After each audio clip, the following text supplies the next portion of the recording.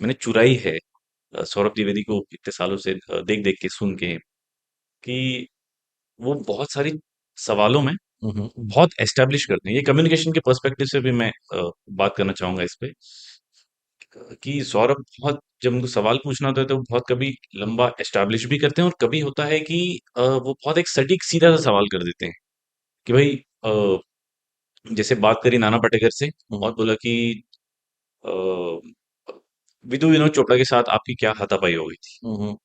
अब there is no establishment, है ना। 100%। और बहुत सारे लोगों को पता भी नहीं होगा कि क्या हुआ था।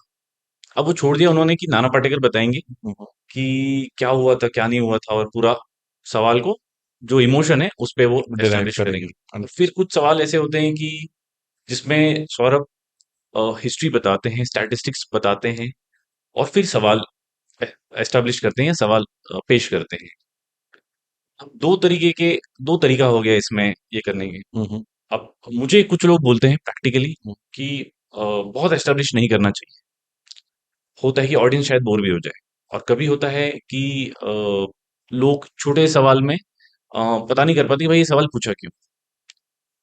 एज अ इफेक्टिव कम्युनिकेटर या स्टाइल ऑफ कम्युनिकेशन की अगर हम बात करें, तो आप अगेन यंग ऑडियंसेस को, या जो ये सीखना चाहते हैं कम्युनिकेशन को एस करना चाहते हैं, हम्म। कौन सा रास्ता पकड़ना चाहिए। Sir when you are very new to things, hmm. आप एक दूसरा वाला रास्ता जो शॉक वेव रास्ता कि हाँ, डायरेक्ट क्वेश्चन डायरेक्ट क्वेश्चन। नहीं पकड़ सकते। क्यों। People will not validate it. आप समझो तो, who are you to ask me this, सीधा वो आएगा।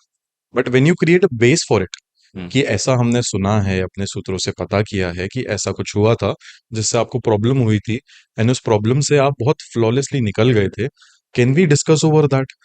इंसान अगर नहीं भी बोलना चाहे, तो आपने उसकी तारीफ करके इस इंस्टेंस को चालू किया है कि थोड़ा अच्छा सा आप एक उससे बेस निकल। बनाया उसके लिए। वो बेस एज अ स्पीकर अनवांटिंगली उसको हेल्प करेगा to talk on it.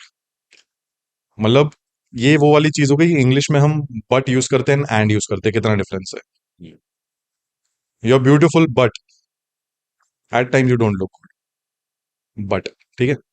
You are beautiful and at times I love the outfits you carry, which one is better. Latest one.